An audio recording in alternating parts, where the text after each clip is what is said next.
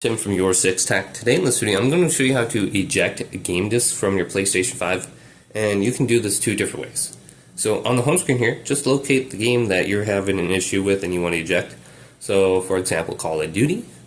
All you have to do is press options on the game, and then there will be an option to eject the game disc under here. So since this is a digital game, all it says is close game, but if you have a disc in, there will be an option probably down here at the bottom to eject the game disc. Now there's another way that we can do this, and this is from the front of the PlayStation 5. So all we have to do is go to the front, and there is an eject button. So let's scroll down to my PlayStation 5, and it's on the bottom right there.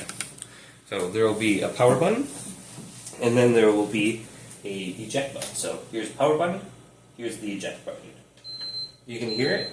I'm pressing it, it's making a sound. So just press that, and you should be able to eject your game disc rather easily.